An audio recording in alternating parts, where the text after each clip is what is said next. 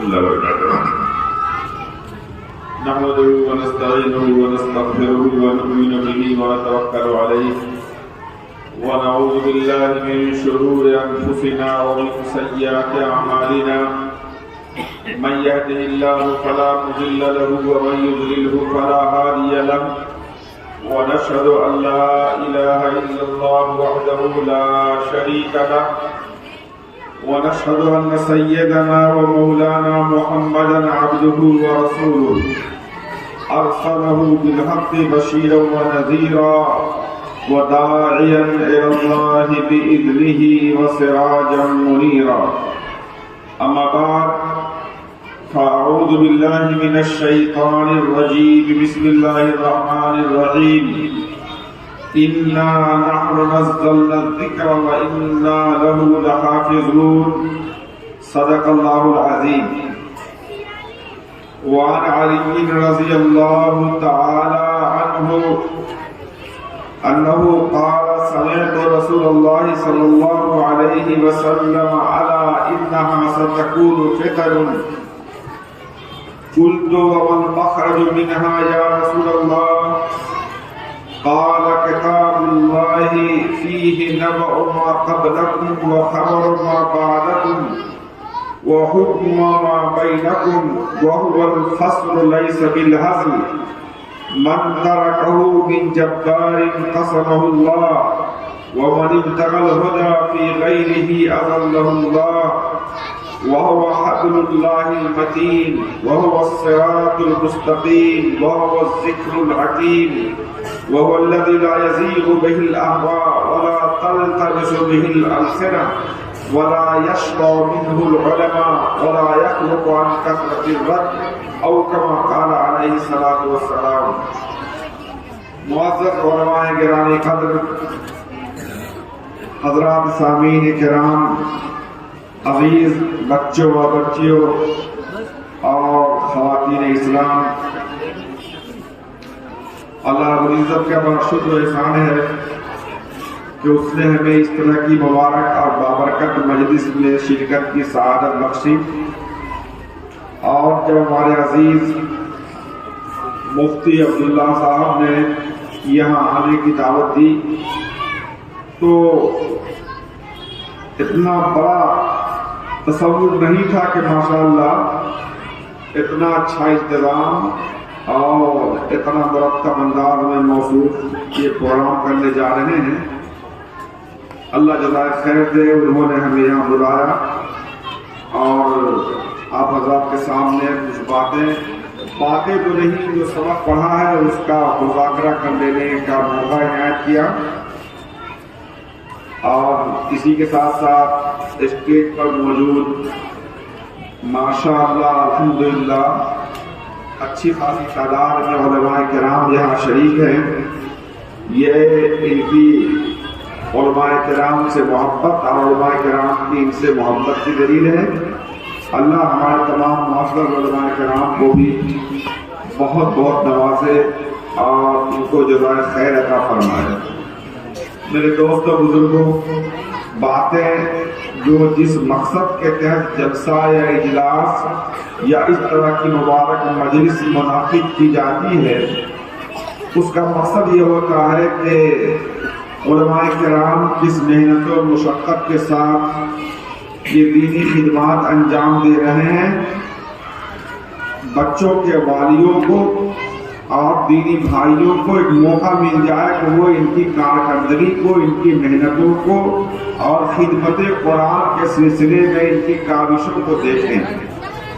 بلکہ میں تو سمجھتا ہوں کہ یہ گارجین اور وہ والی، وہ والدین جو اپنے بچوں کو اس کار خیر میں لگاتے ہیں یا لگائے ہوئے ہیں یا نیت کر رہے ہیں یا نیت انہوں نے کر رکھی ہے کہ ہم بھی اپنے بچوں کو دینی علوم میں ڈالیں گے اور ان کو قرآن پاک سکھائیں گے، حفظ قرآن سکھائیں گے، ایسے لوگوں کو کہتا ہوں کہ یہ ولی لوگ ہیں، اللہ کے انتہائی مقرب بندوں میں شامل ہیں. کیونکہ جس ماحول میں قرآن کے خلاف، حدیث کے خلاف، دینی ماحول کے خلاف عام ذہن بنایا جا رہا ہو، ذرائع ابلاغ کے ذریعے، میڈیا کے ذریعے، پروپیگنڈے کے ذریعے اور دوسرے تمام ذریعوں سے ہر طرف جہاں مدرسوں کے اوپر الزامات اور ان کے علماء کرام کی حوصلہ شکنی، اور جیسا کہ مکالمے میں یا بچوں نے اپنے بیانات میں کہا کہ مدرسے میں پڑھنے پڑھانے والوں کو غیر اہمیت سمجھنا، غیر اہم سمجھنا، اتنے حوصلہ شکن ماحول میں اگر کوئی عالم دین اپنے آپ کو وقت کیا ہوا ہے پڑھانے کے لیے، اور اگر کوئی والی اور گارجین اپنے بچوں کو ایسے ماحول میں ڈال رہا ہے تو یقیناً اللہ رب العزت کے نگاہ میں یہ اللہ کے مقرب بندوں میں شامل ہو گئے انشاءاللہ۔ یہ اس میں ہمیں کوئی دو رائے نہیں ہے کہنے میں۔ تو اللہ رب العزت ہم سب کو بھی اس بامقصد کام میں شامل ہونے کی توفیق عطا فرمائے، اور ہم کو اس دینی علوم سے اور دینی علوم کی خدمات سے تعلق رکھنے اور مطلب رکھنے کی بھی توفیق عطا فرمائے۔ ورنہ اگر ہم نے ان چیزوں کو اپنے مطلب میں اور اپنے مقصد میں داخل نہیں کیا تو ہمارا بھی کوئی مطلب نہیں رہ جائے گا آئندہ، اور اگر ہم نے اپنے آپ کو ٹھیک نہیں کیا اور اپنے قبلے کو درست نہیں کیا تو حالات ہم کو ٹھیک کر دیں گے۔ اسی لیے یہ جو ماحول بنا ہوا ہے ماشاءاللہ، اساتذہ لگے ہوئے ہیں پڑھنے پڑھانے میں اور بچوں کو قرآن سے جوڑنے میں، یہ ہم سب کی بڑی ذمہ داری ہے کہ اس کو انتہائی قدر کی نگاہ سے دیکھیں۔ میرے دوستو بزرگوں، یہ قرآن پاک کی تعلیم اور اس کی خدمات کا موضوع اتنا بڑا موضوع ہے کہ کوئی گھنٹہ، 2 گھنٹہ، 4 گھنٹے میں یہ موضوع سمیٹا نہیں جا سکتا، لیکن چونکہ ایک نسبت ہے، ایک عنوان ہے کہ کچھ نہ کچھ باتیں ہونی ہے، کچھ نصیحت کی باتیں ہونی ہے، لہذا سب سے پہلی بات یہ ہے کہ ہم کو اپنے گزشتہ ماضی میں اور کس ماحول میں اور کن حالات میں یہ قرآن پاک کا نزول ہوا اور کیا رسول اکرم صلی اللہ علیہ وسلم نے اس کی خاطر کتنی مشقت برداشت کی۔ قرآن نے خود فرمایا ہے، لو انزلنا هذا القرآن على جبل لرأيته خاشعا متصدعا من خشية الله۔ اگر ہم اس قرآن پاک کو پتھر پر، پہاڑ پر نازل کر دیتے اور پہاڑ سے کہتے کہ اس قرآن کو تمہیں اٹھانا ہے، قرآن ہر چیز اللہ کی مخلوق ہے، پہاڑ بھی اللہ کی مخلوق ہے، طاقتور ترین مخلوق ہے، تو اللہ خود فرماتے ہیں کہ اگر پہاڑ اس قرآن پاک کو اٹھا لیتا تو وہ ریزہ ریزہ ہو جاتا اللہ کے خوف سے، برداشت نہیں کر پاتا قرآن کو۔ یہ پہاڑ اور یہ چٹان اور یہ بڑے بڑے پتھر قرآن پاک کو اٹھانے کی طاقت نہیں رکھتے ہیں۔ دوسری اللہ نے فرمایا ہے وَحَمَلَهَا الْإِنسَانُ، لیکن انسان نے اپنے آپ کو تیار کیا اور انسان نے اس کو اٹھا لیا۔ إِنَّهُ كَانَ ظَلُومًا جَهُولًا۔ بخاری شریف، یہ علماء کرام جتنے بیٹھے ہیں سبوں نے تعلیم حاصل کی ہے، بخاری شریف کے پہلے پیج پر جو شروع ہوتی ہے حدیث، اس میں ایک روایت ہے کہ حضرت حارث بن ہشام رضی اللہ تعالی عنہ نے رسول اکرم صلی اللہ علیہ وسلم سے پوچھا، یا رسول اللہ کیف یاتیک الوحی، یا رسول اللہ آپ پر قرآن نازل ہوتا کیسے ہے، وحی کیسے آتی ہے آپ پر، کچھ بتائیے ہم کو۔ رسول اللہ سے بڑے قریب تھے، بجر فتح مکہ کے موقع پر اسلام قبول کیا تھا انہوں نے، تو رسول اللہ صلی اللہ علیہ وسلم نے فرمایا کہ دیکھو جبرائیل علیہ السلام جو آتے ہیں ہمارے پاس قرآن لے کر کے، تو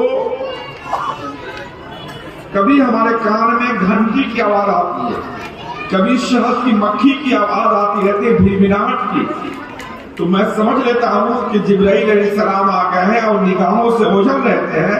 بس میرے سامنے آ کر کے خاص قسم کی آواز، شہد کے مکھی کی بھنبھناہٹ کی آواز آتی اور میرے کان میں اللہ کے کلام کا سنانا ہوتا اور پھر وہ میرے دل پہ بیٹھ جاتا وہ قرآن پاک، اور رسول اللہ صلی اللہ علیہ وسلم اس کو دہراتے زبانی. حضرت عائشہ رضی اللہ تعالیٰ عنہ فرماتی ہے کہ جس وقت جبرائیل علیہ السلام تشریف لاتے تھے اور آپ کو قرآن سناتے تھے اور اب قرآن کو جبرائیل علیہ السلام سے لے کر کے اپنے سینے میں محفوظ رکھتے تھے تو اتنا لوٹ پڑتا تھا رسول اللہ کو اس قرآن کو اٹھانے کا. حضرت عائشہ رضی اللہ تعالیٰ عنہ جو رسول اللہ کی زوجہ محترمہ ہے، سب سے لاڈلی پیاری بیوی ہے، وہ فرماتی ہے کہ میں دیکھتی تھی کہ سخت ٹھنڈک کے زمانے میں، جو ابھی ٹھنڈک گزری ہے دسمبر اور جنوری کے مہینے میں، اس طرح کی انتہائی سخت ٹھنڈک میں رسول اللہ صلی اللہ علیہ وسلم کا بدن اور آپ کی پیشانی پسینے سے شرابور ہو جاتی. وَإِنَّ جَبِينَهُ لَيَتَفَسَّدُ عَرَقًا، میں دیکھتی کہ آپ کا چہرہ پیلا پڑ جاتا اور آپ کے چہرے پر، آپ کے پیشانی پر پسینہ ٹپکنے لگتا. اتنا لوڈ پڑتا تھا، گرمی پڑتی تھی آپ سے، اتنا برداشت کرنا پڑتا تھا. اللہ کا کلام، اللہ کے کلام کی تجلی اور جبرائیل علیہ السلام، جس جبرائیل علیہ السلام کی وہ طاقت کہ پوری قوم لوط کو اپنے سب سے چھوٹے پر کے ایک نوک پر اٹھا کر کے پوری بستی کو آسمان تک لے جائے اور اس کو وہاں سے پلٹ دے، اللہ نے وہ طاقت دی. اور اتنی بڑی مخلوق جس کو رسول اللہ نے ایک دفعہ اصلی شکل میں دیکھ لیا مکے کی وادی میں، تو ان کا سر آسمان سے سٹا ہوا تھا اور پاؤں زمین پر کرسی پر بیٹھے ہوئے تھے جبرائیل علیہ السلام، اور ایک پر نے پورے مشرق کو ڈھانک رکھا تھا، دوسرے پر نے مغرب کو ڈھانک رکھا تھا. کچھ سمجھ میں نہیں آیا تھا، رسول اللہ کو گھر آ کر کے بخار لگ گیا. اتنی بڑی مخلوق اللہ تعالیٰ کی، وہ اللہ کے اس کلام کو لاتے تھے آسمان سے اور رسول اللہ کی خدمت میں آگے بیٹھ جاتے تھے اور رسول اللہ کے سامنے تلاوت کرتے تھے. کبھی کبھی آدمی کی شکل میں بھی آ جاتے تھے تو صحابہ کرام دیکھ لیتے لیکن پہچانتے نہیں تھے کہ کون ہے. جانے کے بعد رسول اللہ بتا دیتے تھے کہ جبرائیل السلام آئے تھے اور وہ ابھی گئے ہیں یہاں سے. لیکن اکثر 99% جبرائیل السلام نظر نہیں آتے تھے، بس رسول اللہ دیکھتے تھے اپنے طور پہ اور کلام پاک آپ کے سینے میں محفوظ ہو جاتا. میرے کہنے کا مقصد یہ ہے کہ اس کے حصول کے لیے اور ہم تک اس کے پہنچانے کے لیے آپ صلی اللہ علیہ وسلم کی ذات گرامی نے اپنے آپ کو کتنا مشقت میں ڈالا. بعض روایتوں میں آیا ہے کہ جب آپ اونٹنی پر بیٹھے رہتے اور اس وقت جبرائیل السلام کلام پاک لے کر کے آتے تو اونٹنی بیٹھ جاتی تھی، لوڈ نہیں برداشت کر سکتی تھی، کلام اللہ کے الفاظ کی آیتوں کا لوڈ نہیں برداشت کر سکتی. ایک صحابی فرماتے ہیں کہ رسول اللہ آرام فرماتے اور میں بیٹھا ہوا تھا اور میرے گھٹنے پر، اس کو ڈھیچن کہتے ہیں، رسول اللہ اپنا سر رکھ کر کے لیٹے ہوئے تھے. جبرائیل علیہ السلام اسی وقت تشریف لائے اور کلام پاک کا نزول ہونا شروع ہوا تو فرماتے ہیں کہ لگتا تھا کہ میرے ران کی ہڈی ٹوٹ جائے. کاد انت عزا، یہ الفاظ ہیں. اس قدر مجھے مشقت ہوئی کہ لگتا تھا کہ میری ران کی ہڈی ٹوٹ جائے گی اور میں برداشت نہیں کر پاؤں گا.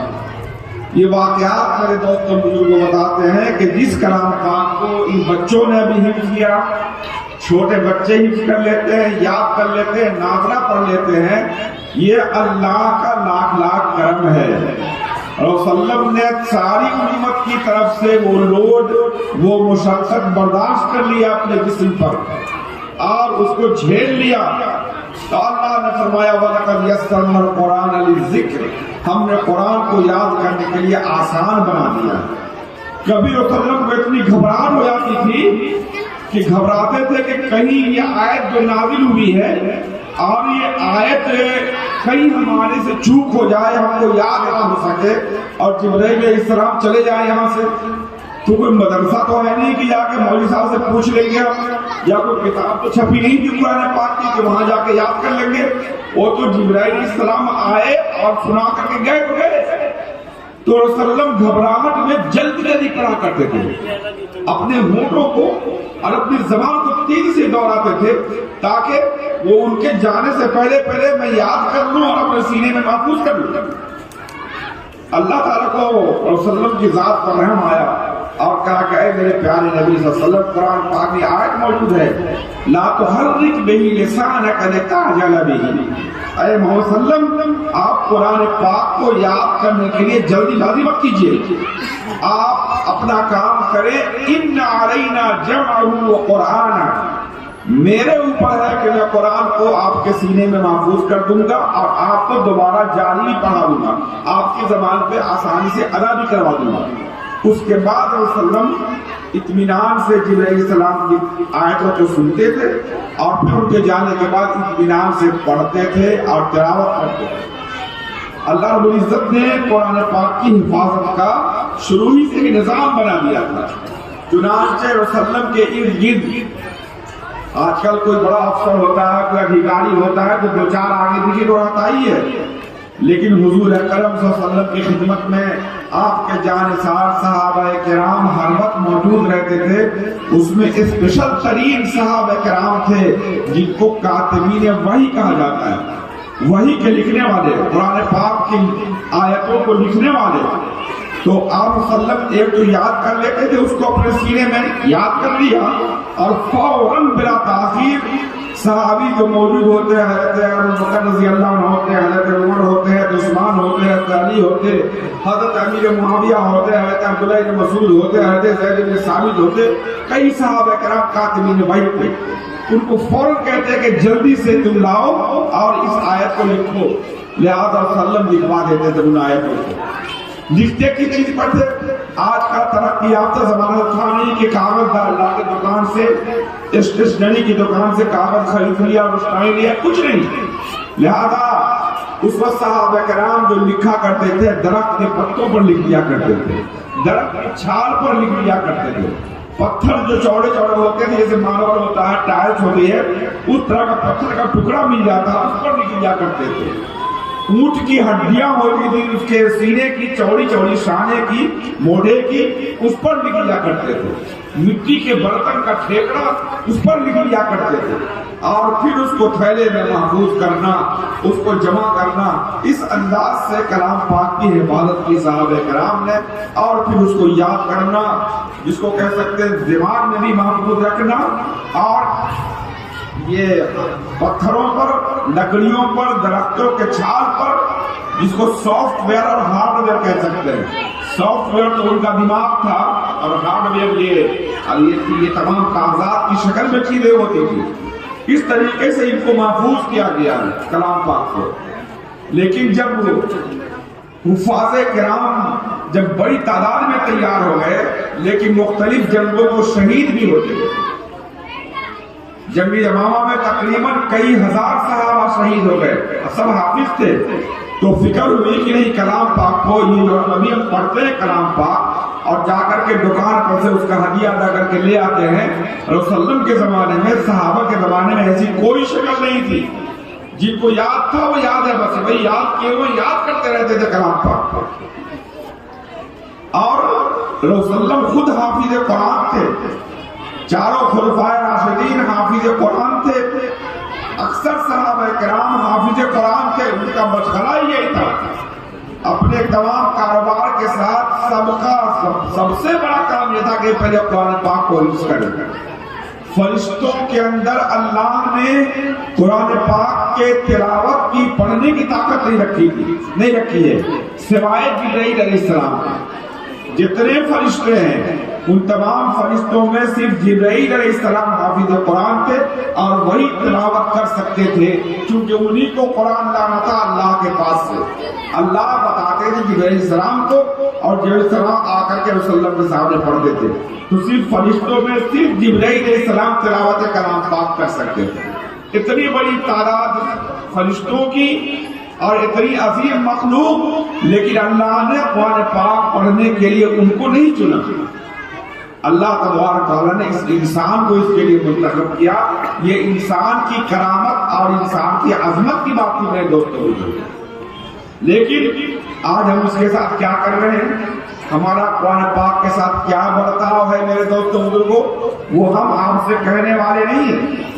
اتنے ہنگامے ہوتے ہیں کہ مولانا لوگ مدرسے یا مدرسے پڑھنے والے اور یہ اور وہ اور اس طرح کی باتوں کو دہرانا نہیں چاہتے، لیکن ہمارے علماء کرام نے یعنی وہ سروے کیا ہے باضابطہ کہ مسلمانوں کے 95 سے زیادہ %، 95% بچے ایسے ہیں جو مدرسوں میں نہیں پڑھتے۔ کسی نے کہا 5%، 4%، 3، 2%، اتنی تعداد ہے جو مدرسوں میں تعلیم حاصل کرتی ہے۔ باقی سب کے سب نہ جانے کہاں جاتے ہیں، کس کی نظر ہو جاتے ہیں، اسکول کالجوں میں کچھ جاتے ہیں، باقی اپنے وقت کو برباد کر لیتے ہیں۔ ہونا کیا چاہیے تھا کہ جس مذہب کی کتاب کا پہلا لفظ اقرأ بسم ربک الذی خلق ہے، لفظ اقرأ کے ذریعے اللہ نے اس کلام پاک کا آغاز کیا، اور جب غار حرا میں رسول اللہ صلی اللہ علیہ وسلم تشریف فرما تھے اور آپ وہاں اللہ کی طرف توجہ دیے ہوئے اللہ کے ذکر میں مشغول تھے، اسی ٹائم پہ جبل نور ہے، حاجی لوگ گئے ہوں گے، بہت سے لوگ گئے ہوں گے، بہت سے لوگوں نے دیکھا ہوگا مکہ مکرمہ میں خانہ کعبہ کے پاس ہی ہے، 1.5-2 کلومیٹر کی دوری پر، اور وہیں پر ایک غار ہے، غار حرا۔ اس پہاڑ کے اوپر، پہاڑ کا نام ہے جبل نور، اور اس جبل نور پر وہ غار ہے، 2 پتھر کی چٹان ایسی جڑی ہوئی ہے، آپ وہیں جا کر کے بیٹھا کرتے تھے اور وہیں اوقات گزارتے تھے اپنے گھر سے الگ ہو کر کے۔ اللہ نے جب ہلکا پھلکا بدل تھا، میں نے پڑھنے گیا تھا سعودی عرب، تو میں بھی چڑھ گیا تھا اوپر جہاں وسلم بیٹھے تھے اور جہاں آپ پر وہی آئی تھی۔ اللہ نے موقع بھی دیا، بہت سے لوگوں کو اللہ نے موقع دیا، تو وہاں آپ وسلم تشریف فرما تھے، جبرائیل السلام تشریف لے آئے، اور آنے کے بعد وسلم کو لٹایا اور آپ کے دل کو چاک کیا، آپ کے سینے کا آپریشن کیا جبرائیل السلام نے، اور باضابطے وہ نشان بعد میں نظر آتا تھا۔ آپ کے قلب مبارک کو دست میں کھال میں نکال کر کے اس کو زمزم کے پانی سے دھلا گیا، اور اس کے اندر سے جو اثرات ہو سکتے تھے شیطان وغیرہ کے وساوس کے، اس کو نکال کر پھینکا اور اس کو پھر پیک کیا آپ وسلم کے دل کو جبرائیل السلام نے، اور اس کے بعد وسلم کو اپنے سینے سے لگایا۔ رسول نے خود فرمایا کہ جبرائیل السلام نے مجھے اپنے سینے سے لگایا۔ سینے سے لگانے کا مقصد سمجھتے ہیں کہ جبرائیل السلام کو جو اللہ نے نورانیت عطا کی تھی اور وسلم کے سینے میں اس کو منتقل کر دیا، کیونکہ جبرائیل السلام کو تو اللہ کے پاس آنے جانے اور رہنے کا بارہا موقع ملتا تھا، تو اللہ والا نور لے کر کے آئے تھے دنیا میں، اور اس نور کو وسلم کی طرف منتقل کرنا تھا، لہذا اس کو معانقہ جس کو بولتے ہیں معانقہ، تو وسلم سے معانقہ 3 دفعہ کیا۔ اور خود فرماتے ہیں کہ ایک طرف تو جبرائیل علیہ السلام ہے، اتنی بڑی مخلوق، اور دوسرے وسلم کی ذات گرامی ہے، جو خود فرماتے ہیں حتی بلغ منی الجہد، میری مشقت انتہا کو پہنچ گئی۔ جبرائیل السلام نے جب مجھے دبایا ہے، پھر چھوڑا، پھر دبایا، پھر چھوڑا، پھر دبایا، پھر چھوڑا، اس کے بعد فرمایا اقرأ، پڑھیے۔ اس نے پڑھا ما انا بقاری، میں کہاں پڑھا لکھا ہوں، کبھی کسی نہ مکتب میں گیا، نہ کسی معلم کے پاس بیٹھا، نہ کسی مدرسے میں ایڈمیشن لیا، میں کچھ پڑھا لکھا کہاں ہوں، لیکن میں اسلام میں اقرأ، اقرأ 3 بار پڑھنے کے بعد جو السلام نے کہا اقرأ بسم ربک الذی خلق، خلق الانسان من علق، اقرأ وربک الاکرم الذی علم بالقلم، علم الانسان ما لم یعلم۔ اتنی آیتیں نازل ہوئی، پہلی آیت غار حرا میں رسول اللہ نے اس کو لیا، اور لیکن وہ پہلی بار ہوا کہ انسان کا اللہ تبارک و تعالیٰ کے الفاظ سے کنیکشن ہوا تھا، اور رسول اللہ نے اپنے سینے میں پہلی بار اس کو لیا، پھر آپ کا بدن کانپنے لگا بخار سے، اور جاتے ہوئے فوراً گھر گئے، اور اپنی بیوی حضرت خدیجہ رضی اللہ تعالیٰ عنہ، صرف وہی اکیلے اسے اس وقت تک شادی ہوئی تھی، وہی ایک بیوی تھی، جا کر کے ان سے کہا کہ اے خدیجہ، لگتا ہے کہ میں بچوں گا نہیں، مجھے اپنی جان پر خطرہ محسوس ہو رہا ہے۔ وہ رسول اللہ کے دل پر اتنا اثر تھا اس کا، جس کو کہہ سکتے ہیں کسی کو ہارٹ اٹیک آ جائے اور اس کا دل کتنا کمزور ہوگا، اس سے 1000 درجے زیادہ رسول اللہ کے دل پر اس کا اثر تھا۔ حضرت خدیجہ رضی اللہ تعالیٰ نے فرمایا کلا واللہ لا یخزیک اللہ ابدا، آپ بالکل مت گھبرائیے، اللہ تعالیٰ آپ کو ضائع نہیں کریں گے، آپ کے اندر اللہ نے کمالات رکھے ہیں، ایسے کامل انسان کو اللہ ضائع نہیں کرتے۔ پھر چادر اڑا دیا ہے کہ خدیجہ رضی اللہ تعالیٰ عنہا نے، اور سلم کو تھوڑی نیند آئی، پھر آپ کو سکون ملا، اور سکون ملنے کے بعد پھر آپ کو وحی الہی کا خیال آتا گیا۔ پھر 3 سال کے عرصے کے بعد مستقل قرآن پاک کا نزول ہوتا گیا۔ پھر وسلم مدینہ تشریف لائے، مدینہ آنے کے بعد آپ نے صحابہ کرام کی ایک ٹیم تیار کی جو لکھا کرتے تھے اور قرآن پاک کو جمع کرتے تھے۔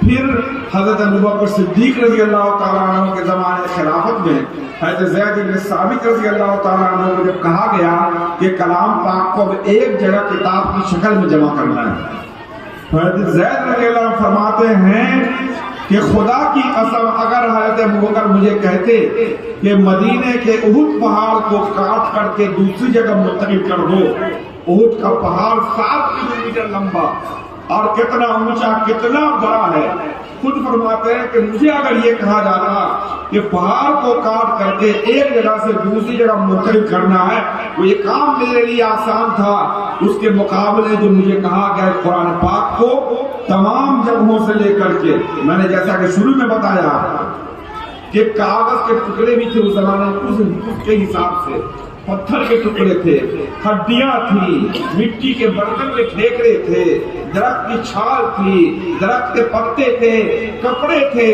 ان تمام چیزوں پر 10-20 صحابہ کرام کے پاس یہ چیز موجود تھی، سب کو لے کر کے جمع کرنا اور سب کو ترتیب دینا، ایک حرف بھی غلطی نہ ہونے پائے، ایک نقطہ بھی چھوٹنے نہ پائے، یہ کام میرے دوستوں بزرگوں کتنا عظیم رہا ہوگا، اندازہ کیجئے۔ اس طریقے سے کتاب کی شکل میں جمع کیا حضرت عثمان رضی اللہ تعالیٰ عنہ نے، پھر اس کو 7 نسخے تیار کروائے اور پھر مختلف علاقوں میں بھیجا، اور اس کے بعد سے قرآن پاک کا رواج ہوا اور پھر مشینیں آ گئی چھاپنے والی، اور پھر اس طریقے سے اب ہمارے لیے آسان ہو گیا ہے کہ ہم قرآن پاک کو دیکھیں اور پڑھیں اور سنائیں اور سنیں میرے دوست بزرگوں۔ لیکن اس کا پرانا ماضی اتنے مرحلوں سے گزر کر یہ اب تک پہنچا۔ جب آدمی کو کوئی تاریخ نہیں معلوم ہوتی ہے تو اس کی قیمت کا اندازہ نہیں ہوتا۔ بہرحال آج جو آپ لوگوں کا منظر دیکھ رہا ہوں اس محلے میں، اور یہ نئی آبادی ہے 2002 کے بعد کی، اس طرح کی اتنی بڑی تعداد یہاں جمع ہوئی ہے، اور دنیا کے جھمیلوں میں، اپنے کاروبار میں، اپنی مشغولیوں میں، پریشانیوں میں، 7,000 طرح کے جھمیلوں میں اس طرح کے مکاتب کا نظام ہمارے جو علماء کرام چلا رہے ہیں، یہ اللہ کا خاص نام ہے، اس کی قدر کرنی چاہیے۔ شاعر نے کہا ہے در پہ سجدے کی اجازت کو غنیمت سمجھو، اگر اشعار آپ سمجھتے ہو اردو زبان، یعنی اللہ نے اگر مسجد میں ماتھا ٹیکنے کی اجازت دے رکھی ہے، اور صورتحال ایسی ہے کہ آج ہم کو موقع مل رہا ہے کہ ہم مسجد میں جا کر کے کیا کریں، 2 رکعت پڑھ کے سجدہ کر دیں، اور مسجد میں جانے کے کام کو موقع مل رہا ہے، یہ آپ کے اپنے بس کی چیز نہیں ہے۔ کورونا میں سب نے دیکھ لیا تھا کہ ترستے تھے آدمی کہ مسجد میں جانے کا موقع مل جائے، بلکہ ایک مرحلہ تو ایسا آ کہ ایک مسلمان خود اپنے مسلمان بھائی کو مسجد جانے سے روکتا تھا کہ بالکل نہیں آنے دیں گے، متولی روکتے تھے کہ خبردار اپنے گھر میں نماز پڑھو، آنسو آتا تھا کہ یا اللہ یہ کیا ہو گیا ہمارے گناہوں کی نحوست کی وجہ سے آج ہم صحت مند ہونے کے بعد، اپنے محلے میں مسجد ہونے کے باوجود ہم آپ کے در پر حاضر نہیں ہو سکتے، اپنے ماتھے کو ٹیک نہیں سکتے۔ در پہ سجدے کی اجازت کو غنیمت سمجھو، اس نے یہ حق بھی اگر چھین لیا کیا ہوگا، اگر اللہ تعالیٰ یہ حق بھی اگر چھین لے تو کیا ہوگا۔ لہذا جب تک یہ موقع ہے میرے دوستوں بزرگوں، اس کو غنیمت سمجھے۔ میری ماں بہنیں سامنے بیٹھی ہیں، ان سے بھی کہہ رہا ہوں اور اپنے تمام مردوں سے بھی کہہ رہا ہوں، یہ موقع جو ملا ہوا ہے اس کو آپ غنیمت سمجھیے۔ آپ لوگوں کو کتاب کا حوالہ دیتا ہوں، ہمارے علماء کرام ہمارے بہت سے شاگرد ہیں، ہم شاگرد تو نہیں، ہمارے ساتھی ہیں، دوست ہیں، دوستوں کی طرح ملتے ہیں، اور مفتی عبداللہ تو ہمارا استاد ہے، بظاہر مدرسے میں انہوں نے ہمارے سامنے پڑھا، اب میں ان سے تجربات حاصل کرتا ہوں اور میری آنکھ تو کھلی کی کھلی رہ گئی کہ ماشاءاللہ اندازہ نہیں تھا کہ اس نے اتنی محنت سے یہ سب کام کر ڈالا ہے. میں تو استاد مانوں گا اس کو. بہرحال ان سب بچوں نے کتاب پڑھی ہے پیر ذوالفقار نقشبندی. غور سے سنیے, ان کی کتاب ہے لاہور سے تا خاک بخارا و سمرقند, کتاب کا نام ہے. ایک ولولہ تازہ دیا ہم نے دلوں کو, لاہور سے تا خاک بخارا و سمرقند. آپ عورتیں اگر اردو جانتے ہو پڑھیں اس کتاب کو. پیر ذوالفقار نقشبندی یاد رکھیے گا. بخاری شریف جہاں تیار کی گئی, مسلم شریف جہاں تیار کی گئی, ابو داؤد شریف جہاں تیار کی گئی, اور حدیث کی بے شمار کتابیں جس علاقے میں تیار کی گئی, وہ علاقہ ہمارے ہندوستان کے بعد رسیا روس کا جو علاقہ ہے اس میں 6-7 ممالک تھے جو برسوں سے اسلام کا گڑھ تھے, اسلام کا مرکز تھا. وہ سارے عالم میں اسلام وہیں سے پھیلا تھا. بخارا سے, ازبکستان سے, تاجکستان سے, قزاقستان سے, آذربائیجان سے, یہ سب بڑے بڑے علاقے تھے. اور پورا خطہ مسلمانوں سے اور اللہ والوں سے, جہاں کے امام بخاری, جہاں کے امام ابو داؤد, جہاں کے امام نسائی اور سارے کے سارے محدثین سب وہی پیدا ہوئے. صدیوں تک, کئی سو سال تک وہ علاقہ مسلمانوں کے اسلام کا مرکز تھا. لیکن آج جس طریقے سے ہماری غفلت ہے دینی تعلیم سے, اپنے بچوں کو تعلیم دلانے سے, دینی مدرسے میں بھیجنے سے, وہی غفلت ان لوگوں نے بھی برتی. انہوں نے سمجھا کہ اسلام اور قرآن تو ہمارے گھر کی چیز ہے, حدیث تو ہمارے دائیں ہاتھ کی چیز ہے. انہوں نے غفلت برتنی شروع کی, بچوں کو بھیجنا بند کر دیا اور اس کی اہمیت گھٹا دی. جس چیز کی فراوانی ہوتی ہے اس کی اہمیت نہیں رہتی. میرے دوست بزرگوں, ان کی ناقدری کی وجہ سے میں نے وہ شعر کہا ہے, در پہ سجدے کی اجازت کو غنیمت سمجھو, اس نے یہ حق بھی اگر چھین لیا کیا ہوگا. اللہ نے ان سے وہ حق چھین لیا. رہو تم اپنے گھمنڈ میں, اپنے مگن رہو. دھیرے دھیرے وہاں پر کمیونسٹ کا نظام آ گیا, کمیونزم آ گیا.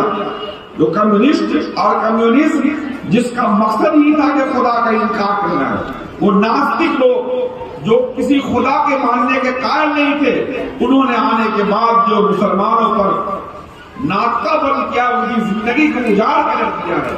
ہزاروں ہزار لوگوں کو زندہ دفن کر دیا, قتل عام مچا دیا, سائبیریا کے جنگلوں میں درندوں کے حوالے کر دیا.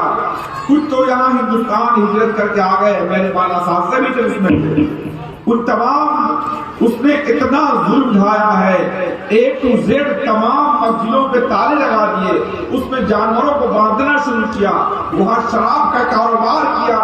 اگر کسی بچے کے ذریعے پتا چل جاتا کہ اس کی والدہ نماز پڑھتی ہے, اس کو اٹھا لیتے پولیس والے. کسی کے بارے میں پتا چلتا کہ اس کا باپ نماز پڑھتا ہے, کسی گھر میں اگر قرآن مل گیا اس کو پورے گھر کو جو ہے تہہ ٹیک کر دیتا تھا. یعنی چن چن کر کے ایک ایک آدمی کو جس کا تھوڑا سا بھی تعلق اللہ سے, اس کے رسول سے تھا, صفحہ ہستی سے مٹا کے رکھ دیا. میری ماں بہنوں اور میرے دوستوں, میرے بھائیوں, علماء کرام, 3 نسلیں اس طرح گزر گئی ہیں, 3 نسلیں مرتد ہو کے گزر گئی. سب کے سب اسلام کو پہچاننے کے لائق بھی نہیں رہے, اور کوئی ان کو کوئی کہنے والا نہیں تھا کہ تم کس کی اولاد ہو, تم بخاری کی اولاد ہو, تم ابو داؤد, امام ابو داؤد کے اولادوں میں سے کوئی کہنے والا نہیں. سب کے سب اللہ کو بھلا بیٹھے, اتنا ظلم ڈھایا. کسی گھر میں قرآن پاک کی ایک آیت نہیں. اگر پولیس والے جاسوسی کرتے تھے اور پوچھتے تھے بچوں سے جا کر کے گھر میں تمہاری اماں اور تمہارے ابا کیا کرتے ہیں, ایسے کرتے ہیں کیا, کہاں کرتے ہیں بس. لہذا کوئی والد کو اگر درد ہوتا تو پہلے اپنے بچوں کو باہر بھیجتا تھا اور اس کی نگاہ سے چھپ کر کے 2 رکعت پڑھ لیتا تھا. یہ حال ہوا, ممکن نہیں تھا. جب وہ ملک ٹوٹا ہے اور رسیا ٹوٹا ہے اور 6-7 ملک آزاد ہوئے ہیں, 80 سال کے بعد, تقریباً 80 سال تک اس میں اللہ کا نام نہیں لیا. 80 سال تک مسجدیں पैक रही, बंद रही, ताले लगे रहे। पीर जुल्फकार नक्शबंदी पड़ोस मुल्क के बड़े आलिम है, मशहूर आदमी है, वो उसी जमाने के बाद गए थे वहां उसी इलाके में देखने के लिए। वहां से आने के बाद उन्होंने 7 मुल्कों का सफरनामा लिखा है। उसी में किताब का नाम है लाहौर से ताखा के बुखारा व समरकंद। उसमें एक वाकया मैं आपकी इबरत के लिए सुना रहा हूँ। वो फरमाते हैं कि मुझे वहां जाने के बाद ये जो नौजवान लोग इस तरह हाफिज हुए हैं, उन तरह के बच्चे हाफिज हमको नजर आए 2-4। तो मुझे हैरत हुई कि जिस मुल्क में 80 साल तक अल्लाह का नाम लेने वाला नहीं, ये लड़के हाफिज कहां से बने? कोई मदरसा नहीं, कोई मकतब नहीं, कोई मस्जिद नहीं। तो मौलाना ने उस किताब में लिखा है, किताब पढ़िएगा, बना करके पढ़िए, आपको मिल जाएगी अहमदाबाद में। उसमें लिखा है कि वहां के लोगों ने बताया कि हमारे बाप दादा ने गोल्डिंग से बच करके और हुकूमत की जासूसी से बच करके बाज़ाब्ता कब्रिस्तान में जाकर कब्र खोद कर मय्यत को दफन करने का बहाना बनाकर बच्चों को रात में कब्र में उतार कर चिराग और मोमबत्ती लेकर एक बच्चों को कलाम पाक पढ़ाया। बाज़ाब्ते खाद तैयार करते, उन्होंने लिखा है बाज़ाब्ते कि खाद तैयार करते जनाजा उठाने की शक्ल होती। पुलिस वाले समझते कई मुर्दे को दफन करने जा रहे हैं, नकली पार निकलते अपने घर से, आप 2-4, 10, 15 आदमी साथ में होते और उस खाद पर कलाम पाक को छुपा के रखे रहते। पुलिस वाला ये समझे कि मय्यत जा रही है और फिर कब्रिस्तान के अंदर उस बच्चे को उतारते। 2-4, 10 बच्चे कब्रिस्तान के अंदर और फिर हाफिज ही जाते, उनको कलाम पाक खोलकर पढ़ाते।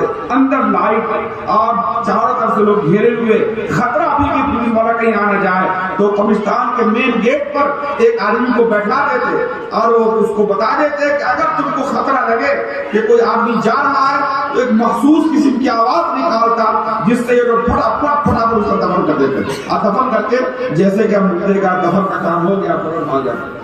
इस अंदाज से एक सीन एक से दूसरे तीसरे को मुंतकिल किया। तो उन्होंने अपनी आंखों से देखा कि कुछ नौजवान को माशाअल्लाह इस मुशक्कत के साथ उन्होंने हिफ्ज़ कराया। एक वाक़या आपने बताया कि मैं एक केरल मास्टर के पास गया, उसके बगल में एक नौजवान इसी उम्र का बैठा हुआ था। केरल मास्टर ने कहा ये बहुत जबरदस्त हाफिज है। हमने कहा कैसे हाफिज बना? अभी तो मुल्क पिछले साल आजाद हुआ है, यहाँ तो पाबंदी नहीं है। तो नहीं, आप इसका इम्तहान लीजिए। उस बच्चे का मौलाना जुल्फकार नक्शबंदी ने खुद इम्तहान लिया और इम्तहान लेने के बाद उसको जहां से पढ़वाया नहीं, पहले उसने कहा कलाम पाक लाओ, क्योंकि अब आजादी मिल गई थी, अब पाबंदी नहीं थी। उस बच्चे के सामने कलाम पाक रखा कि यहाँ से पढ़ो, मतलब सयकूल से पढ़ो। तो बच्चा उनके मुंह को देख रहा है और पढ़ नहीं पा रहा है। उन्होंने कहा पढ़ता क्यों नहीं है ये जो हाफिज कुरान है? तो फिर 2-4 बार पूछा उन्होंने, चलो यहाँ से पढ़ो। वो बच्चा भी उनका मुंह देख रहा है, कुछ पढ़ नहीं रहा है। 3-4 जगहों से मौलाना ने उस बच्चे से पढ़ाया, बच्चे ने इनकार कर दिया और नहीं पढ़ा। तो बहुत बिगड़े कि मेरा टाइम क्यों बर्बाद करो केरल मास्टर से, जब बच्चा नहीं पढ़ पा रहा है तो क्यों तुम इसको कहते हो हाफिज कुरान है? कह रहे आप ज़बानी पढ़वाइए उससे। तो मौलाना ने ज़बानी पढ़वाना शुरू किया। एक आयत पढ़ते थे, अब बच्चा उस अगली आयत लेकर उड़ जाता था, दना कहीं से पूरे कलाम पाक से जहां से पूछा ये वाक़या लिखा हुआ है। और वो बच्चा पूरा कलाम पाक का अलहम्द से लेकर नास तक 100% एक नंबर का हाफिज। मौलाना सर पकड़ के बैठ गए कि देखकर पढ़ता नहीं है ये। तो कहा मौलाना कलाम पाक रख नहीं सकते थे, पाबंदी थी, पुलिस वाला अरेस्ट कर लेता, मार देता। तो मैं चूंकि हाफिज था और मैं टेलर मास्टर था, इसको बगल में बैठा था तुरपई बनाने के लिए, काज बनाने के लिए। तो बज़ाहिर काज बनाता, तुरपई करता और मैं एक आयत उसके सामने पढ़ता, उसको याद कराता। इस तरीके से मैं पढ़ता रहता था। और गाड़ी जा रही है पुलिस की, वो देख रही है, अब ये बातें कर रहा है और इसको मैंने एक नाम सीखने के मुकाबले इसको हमने समझा क्या है। तो कुरान पाक का मेरे दोस्तों सबसे पहला हमारा ये है कि हम कलाम पाक के इस्लाह के लिए, उसके तलफ़्फ़ुज़ के लिए अपने बच्चों को डालें मकातिब में। पहला काम कलाम पाक के अल्फाज की इस्लाह करना, उसके तलफ़्फ़ुज़ को सही करना। आज से हमारे जितने बूढ़े हैं जिनकी उम्र 60 से 65, 60, 55 साल से ज्यादा की होगी, बहुत कम ऐसे हमारे बूढ़े हैं जो कलाम पाक सही पढ़ सकते, नहीं पढ़ सकते वो कलाम पाक से।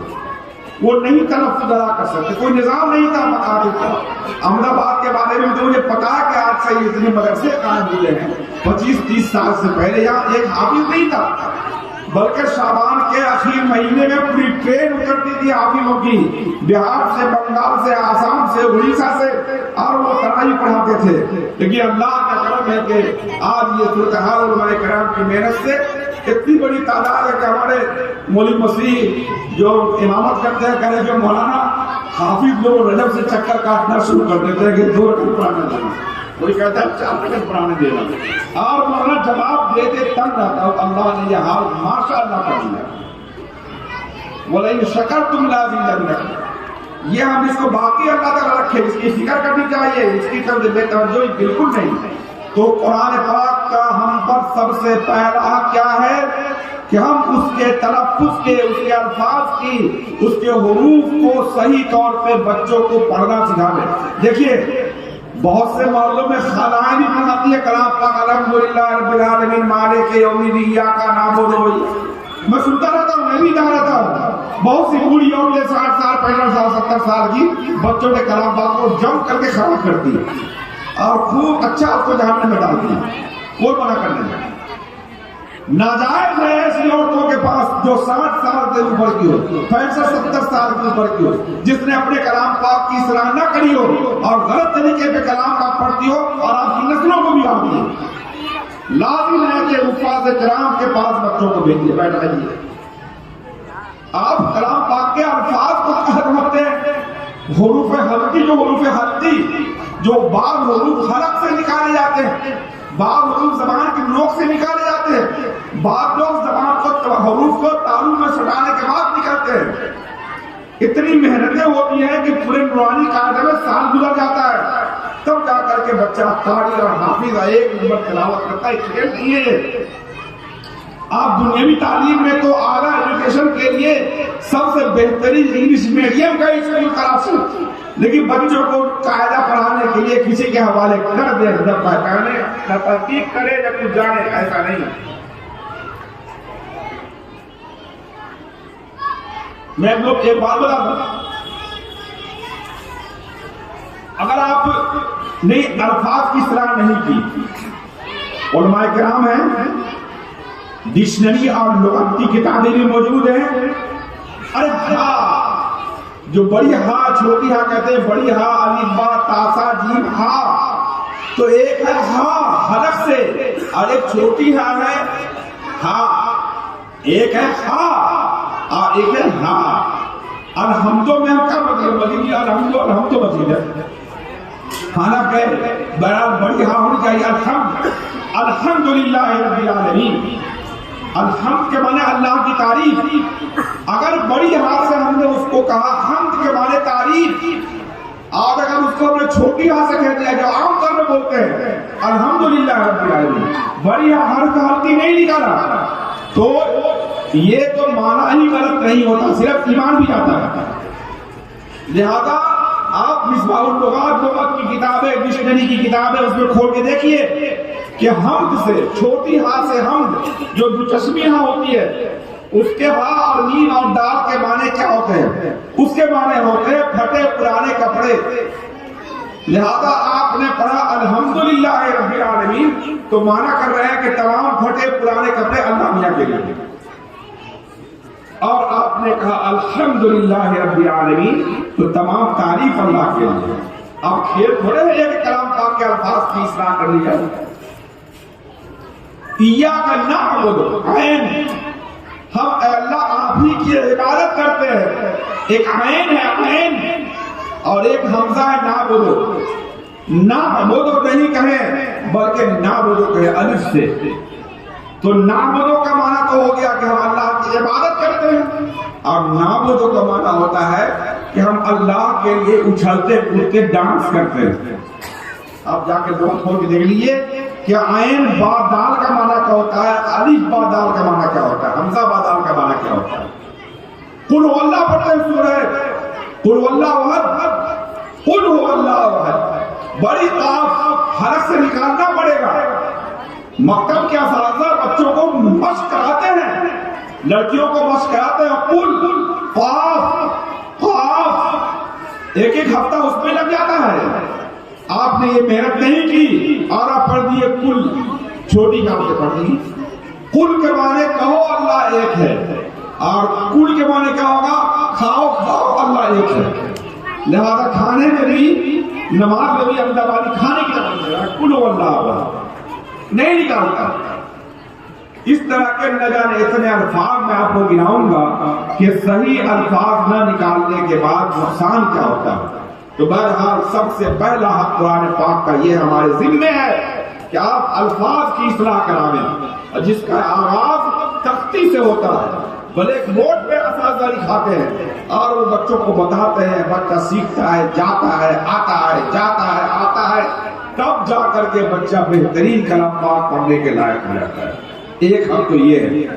دوسرا کلام پاک کا حق یہ ہے کہ اس کی تلاوت روزانہ ہونی چاہیے. جیسے بچوں نے بیان میں کہا اور الفاظ زرعی میں، اقوال زرعی میں، کہ جس آدمی کا معمول نہیں ہے تھوڑا بہت بھی کلام پاک پڑھنے کا، جیسے روٹین ہوگا، روٹین ہم کو آج 24 گھنٹے میں فلاں ٹائم پہ دوا کھانی ہے، فلاں ٹائم پہ ناشتہ کرنا ہے، فلاں ٹائم پہ آفس جانا ہے، فلاں ٹائم پہ آرام کرنا ہے. میرے دوست بزرگوں، لازم ہے کہ آپ اپنے اوقات کے لیے ٹائم کر لیں کہ فلاں ٹائم پہ کلام پاک کی تلاوت کرنی ہے.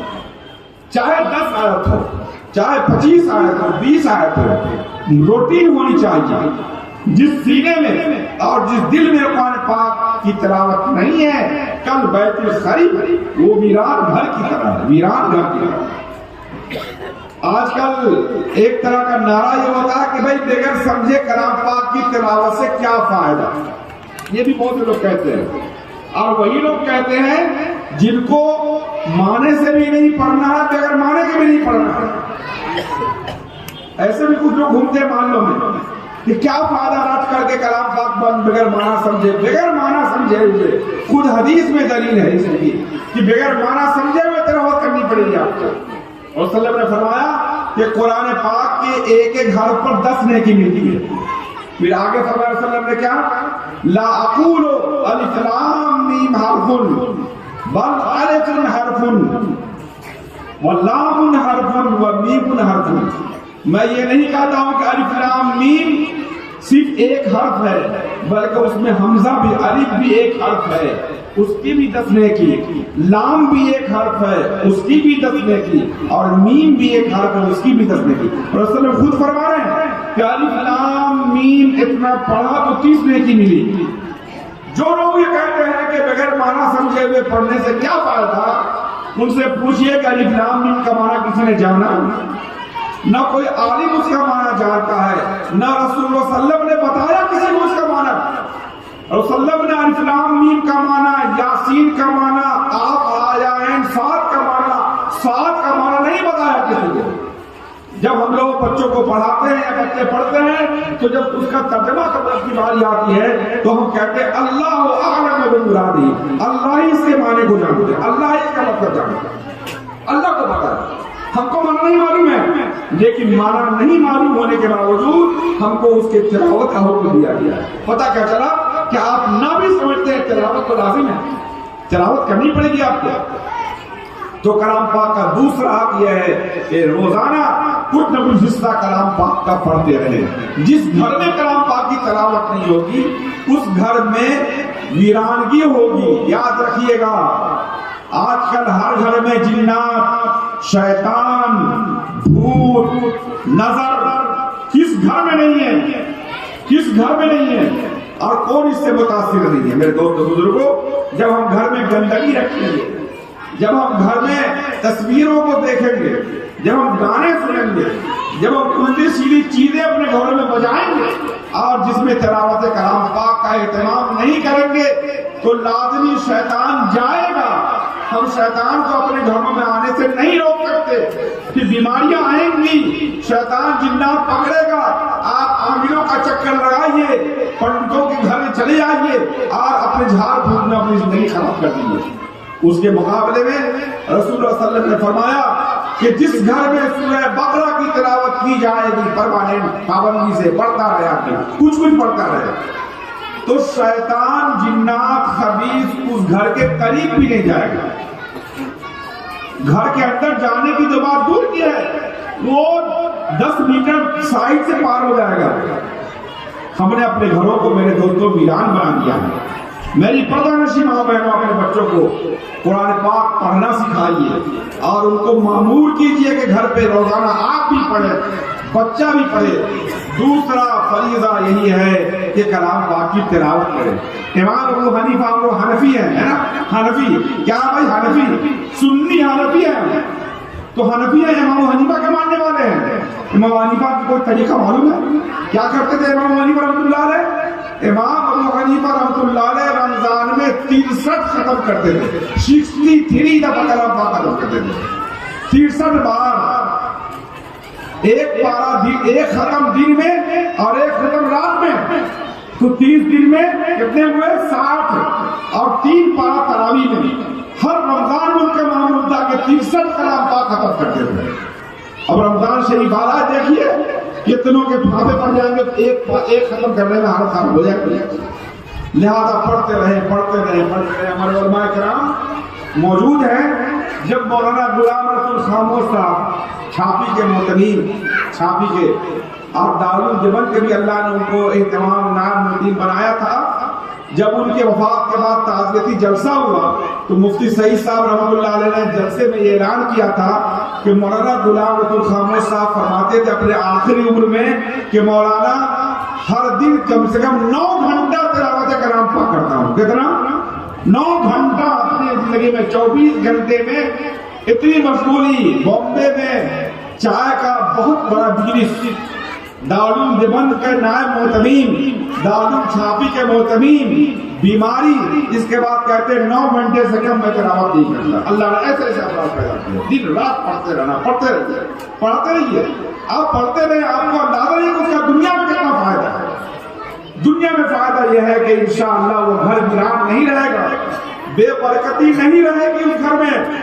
دیکھیے آپ کو اللہ نے اختیار دیا ہے کثرت پر، آپ پیسہ بہت کما سکتے ہیں، میاں بھی لا رہے ہیں پیسہ کما کے، بیوی بھی لا رہی ہے پیسہ کما کے، بیٹا بھی لا رہا ہے پیسہ کما کے، بیٹی بھی لا رہی ہے پیسہ کما کر کے، لیکن گھر میں چین نہیں ہے، سکون نہیں ہے۔ اللہ نے پیسے کمانے کا اختیار تو دے دیا ہے، برکت اللہ نے بندوں کے ہاتھ میں نہیں دیا، برکت اللہ نے اپنے پاس رکھا ہے۔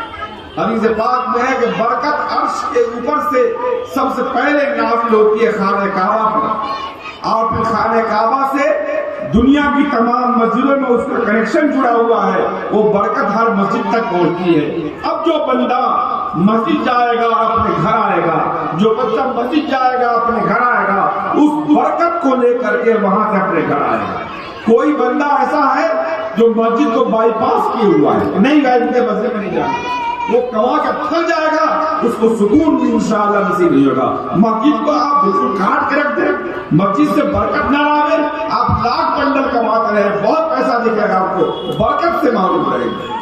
یہ دنیاوی فائدے، آخرت کا فائدہ ہی کیا بھائی، کیا کہنا، ساری فضیلت ہے۔ تو ایک تو یہ ہے کہ الفاظ صحیح کرے، دوسرا یہ ہے کہ تلاوت کثرت سے کیا کرے، اور تیسرا یہ ہے کہ اس کو سمجھ کر کے پڑھے۔ ترجمے کا اہتمام، ترجمہ سیکھنا چاہیے، ترجمہ سیکھیں، کلام پاک کا کچھ نہ کچھ، حتیٰ تعلموا ما تقولون، قرآن پاک میں لکھا ہے کہ جو تم پڑھ رہے ہو اس کو کوشش کرو کہ اس کا معنی بھی سمجھو۔ ایسے نوجوانوں کو یہ ٹائم نکالنا چاہیے کہ مولانا کلام پاک عربی تھوڑا پڑھے، تھوڑا الفاظ یاد کرے، اور نہیں تو تفسیر کا اگر اہتمام ہوتا ہے وہاں تفسیر کے درس میں شریک ہو، تو اس طریقے سے کلام پاک میں ہم جو پڑھ رہے ہیں اس کا معنی بھی ہم کو سمجھ آنا چاہیے۔ تو تیسرا حق تمہیں دوستوں یہ ہے، اور چوتھا حق یہ ہے کہ کلام پاک کے احکام پر عمل کرے۔ اگر جان لیا اللہ کا کلام ہمیں کیا کہتا ہے، حضرت عمر بن خطاب رضی اللہ تعالیٰ عنہ کے بارے میں ہے، کان وقافا عند حدود اللہ، اللہ کا جو حکم آ گیا وہاں پر اسی وقت عمل کرتے تھے۔ واقعہ لکھا ہے، بہت دلچسپ واقعہ، میں مختصر بولوں گا اپنی تفصیل کو۔ حضرت حر ابن قیس صاحب، یہ تابعی ہے، حر ابن قیس حضرت عمر فاروق کے بڑے قریبی تعلق میں ان کے شاگردوں میں سے تھے، اور ہر وقت حضرت عمر فاروق کے پاس رہتے تھے۔ ایک دفعہ حضرت حر ابن قیس فزاری کے چچا نے، جن کا نام عیینہ بن حصن فزاری ہے، وہ صحابی ہے، انہوں نے کہا کہ عمر فاروق رضی اللہ عنہ کے پاس ہم کو لے چلو، مجھے کچھ بات کرنی ہے۔ تو حضرت عیینہ بن حصن فزاری کو لے گئے حر ابن قیس حضرت عمر کے پاس اور ملاقات جیسے کرائی تو انہوں نے بات ایسی کہہ دی ہے کہ عمر فاروق کو غصہ آ گیا ہے۔ عمر فاروق یہ کہہ دیا کہ آپ بیت المال سے میرا صحیح حصہ دیتے نہیں ہیں، آپ مقصد انصاف نہیں کرتے۔ حضرت عمر رضی اللہ تعالیٰ عنہ کو بہت غصہ آ گیا کہ میرے کو اس طرح کا الزام ڈال رہا ہے۔ انہوں نے تھپڑ اٹھا لیا اور کہا کہ خبردار اس طرح کی بات نہیں نکال۔ لگانے ہی والے تھے کہ بھتیجے ہے کہ حر ابن قیس کو خیال آیا کہ ان کو بریک لگانے کی ایک ہی شکل ہے۔ حضرت عمر فاروق کو فوراً کلام پاک کی آیت پڑھی، خذ العفو وامر بالعرف واعرض عن الجاہلین، آپ معاف کر دیجیے، اچھائی کا حکم دیجیے، اور جہالت کی جو باتیں کرتے ہیں ان کو درگزر کیجیے، ان کی زبان سے نکل رہی ہے۔ حضرت عمر ایسے ہاتھ اٹھائے ہوئے تھے اور جیسے ہی آیت پڑھی بھتیجے نے تو ابن قیس فوراً ہاتھ پھیلا دیا۔ جب کلام پاک کا ایسا حکم ہے تو بیان نہیں پڑتی۔ تو جب اللہ کے کلام کا اعلان ہو جائے تو ہمارے ذمہ ہے کہ ہم اس حکم پر عمل کریں میرے دوستوں۔ اور آخر میں یہی بات ہے کہ محبت کی نگاہ سے علماء کرام کو دیکھیں، اپنے بچوں کو محبت کی نگاہ سے دیکھیں۔ یہ بچہ میری آخرت کا سرمایہ ہے۔ آج کل کسی والد سے کہیے کہ بچہ کیا کرتا ہے تو بچہ فلاں میڈیم میں پڑھتا ہے، مجھے نہیں پتا کیا پڑھتا ہے، ورنہ والد مدرسے میں کیا پڑھتا ہے تو نہیں پڑھتا، ورنہ مدرسے میں ڈال کر کیا ہوگا۔ بچوں کی بھوش کا مسئلہ ہے، بچوں کے فیوچر کے بارے میں ہم زیادہ سوچتے ہیں۔ یہ مدرسے والے اللے ٹللے کر کے بچوں کو خراب کرتے ہیں، یہی لوگ بارے پھرتے ہیں۔ ہم لوگ بچوں کے مستقبل کے بارے میں فکر مند ہیں، بچوں کے بھوش کے بارے میں فکر مند ہیں، بچوں کے فیوچر کا ہم کو ٹینشن ہے۔ ان سے کہیے کہ بچوں کے فیوچر کا ٹینشن ہے تو بچہ کا فیوچر کتنے سال کا ہے؟ ارے بچہ آپ کا 20 سال میں پڑھ کے انجینئر بنے گا اور 40 سال آپ زندہ رہے گا انجینئر بن کر کے، تو کتنا 40 سال کی فیوچر ہے نا۔ چلیے 50 سال 70 80 سال زندہ رہا تو 50 سال آپ نے فیوچر بنا لیا، اس کا 60 سال کا فیوچر بنا لیا۔ اس کے بعد جب وہ نکلی تو برزخ والے فیوچر کو کون دیکھے گا اور قبر والے فیوچر کو کون دیکھے گا اور حشر کے میدان کے فیوچر کو کیا دیکھے گا؟ جب اللہ تعالیٰ اس سے پوچھیں گے کیا ہے بھائی تمہارا، مجھے ابا اما تو ہو وہ دنیا والا فیوچر بنا کر کے بھیجا ہے، یہ فیوچر تم نے دیکھا ہی نہیں۔ تو سب سے تو اہم ترین فیوچر یہ ہے کہ اپنے بچوں کی ابدی زندگی بنائیے، اس کے ہمیشہ کی زندگی کو اچھا بنائیے۔ اور یہ آپ کا انجینئر ڈاکٹر پروفیسر نہ جانے شادی بیاہ کر کے بیوی کو لے کے بھاگتا ہے، آپ کی خدمت کرتا ہے کہ نہیں کرتا ہے، لیکن حافظ قرآن بچہ اور مکتب میں پڑھنے والا بچہ آج ہی سے دودھ پیتے ہوئے اور 5 سال 6 سال کا جب ہو گیا ہے آپ کی خدمت کر رہا ہے، آپ کا بیلنس بڑھا رہا ہے۔ کیسے؟ یاد رکھیے بچہ جب تک بالغ نہیں ہوتا اس کا رجسٹر اعمال نامہ تیار نہیں ہوتا ہے، اس کے لیے ابھی رجسٹر تیار نہیں کیا جاتا، لہذا اس کی ہر نیکی اس کے نامہ اعمال میں نہیں لکھی جائے گی جب تک بالغ نہیں ہوگا۔ وہ بالغ ہونے سے پہلے بچہ جو بھی نیکی کا کام کرے گا اس کے ماں باپ کے اکاؤنٹ میں وہ نیکی جائے گا، وہ آپ کو کما کے دے رہا ہے۔ آپ کو اندازہ نہیں ہے کہ بچے نے مکتب میں کہا لا الہ الا اللہ آمنت باللہ الحمدللہ رب العالمین، بچہ اتنا پڑھ رہا ہے اور آپ کے اکاؤنٹ میں اس کی نیکی جا رہی ہے، یہ آپ کو دے رہا ہے ابھی سے، اور اس کی برکت سے اللہ تعالیٰ آپ کے گھروں میں انوار داخل کریں گے، آپ کی زندگی میں برکت دیں گے اگر آپ کے دل میں ایمان و یقین ہے تو۔ لہذا ہمیں گزارش یہی کرنی ہے کہ ہم ان تمام چیزوں کو غور سے سمجھیں، اپنی اصلی زندگی کو بنائیں، اپنے دل کو ویران نہ بنائیں، اپنے چہرے کو نورانیت سے مالا مال کریں، اور کسی اللہ اور اس کے رسول کے نام لینے والوں کو حقیر نگاہ سے نہ دیکھیں۔ اور اخیر میں پھر اپنے عزیز مفتی عبداللہ صاحب کی خدمت میں کہنا چاہوں گا، کہنے کا حق بھی ہے، بولتا بھی رہتا ہوں اور باتیں بھی ہوتی رہتی ہیں، کہ اپنے اس کام میں لگے رہیں، نہ ستائش کی تمنا نہ سرے کی پرواہ۔ یہ تو ان سے یہ نام لے رہا ہوں، باقی جتنے ہمارے اسٹیج پر بیٹھے علماء کرام ہیں ان سب سے میں سب کا نام کتنا لوں تو نام صرف ایک کا لیتا ہوں کہ آپ اللہ کے لیے کام کریں. آپ یہ دماغ سے نکال دیں کہ پبلک آپ سے خوش ہوگی اور پبلک آپ کی تعریف کرے گی, پبلک آپ سے راضی رہے گی, پبلک آپ کو سر کا تاج بنائے گی. پبلک اس لائق پیدا ہی نہیں ہے. گھوڑی کے بچے کی طرح ایک گھوڑی کا ایک بچہ ہاتھ آیا, کسی آدمی کو بچی کم عمر تھا اور باپ بیٹا دونوں جا رہا تھا تو وہ کسی گاؤں سے گزرا, وہ چھوٹا سا کم عمر گھوڑے کو لے کر کے تو ایک گاؤں سے گزرا تو لوگوں نے کہا کیسا پاگل دونوں باپ بیٹا ہے کہ گھوڑے کے بچے کو لے جا رہا ہے, کم سے بچہ کو تو بیٹھا دیتا اور یہ چلتا, یہ دونوں کو پیدل چلا رہا ہے, خالی پیٹ گھوڑے کو لے جا رہا ہے. تو بیٹے نے کہا کہ باپ نے کہا بیٹا تو ایسا کر کے بیٹھ جا. گھوڑے پر بیٹھا دیا اپنے بیٹے کو کم عمر گھوڑے پر. دوسرے گاؤں میں گیا تو پبلک نے کہا کیسا کمینہ بچہ ہے کہ خود بیٹھا ہوا ہے, بوڑھے باپ کو چلا رہا ہے. تو کہا بیٹا تو اتر جا, میں بیٹھ جاتا ہوں.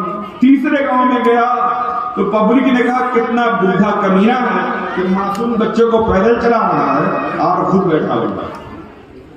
تو بیٹا کہا بیٹا تم جا کے بیٹھ جاتا.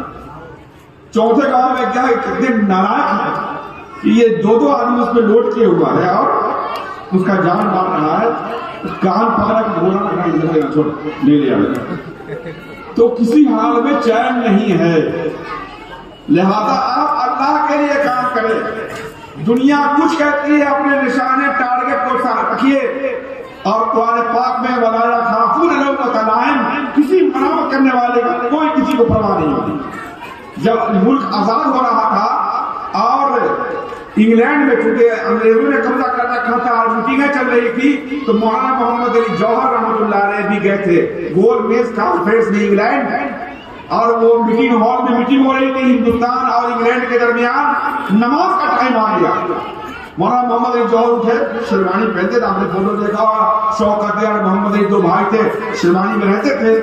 ان ظہر کی نماز کا ٹائم آیا, انہوں نے وضو کیا اور ادھر ادھر دیکھا کوئی چیز نماز پڑھنے کی نہیں ہے, فوراً شیروانی کھولی, بچھایا اور اس پر نماز پڑھا دی. دنیا لاکھ کہتی ہے کہ ملا جی کس نے شیروانی میں نماز پڑھی, پھر اس کو جھاڑ کے پہن لیا. یہ اللہ کے لیے پڑھتے, ہم کو کسی کی پرواہ نہیں. ایک دفعہ ابو بکر رضی اللہ تعالیٰ عنہ یورپ میں اس میں یعنی وہ فارسی لوگوں کے علاقے میں کھا رہے تھے بادشاہ کے دربار میں, لقمہ گرا نیچے زمین پر, انہوں نے اس کو اٹھا کر کے کھا لیا.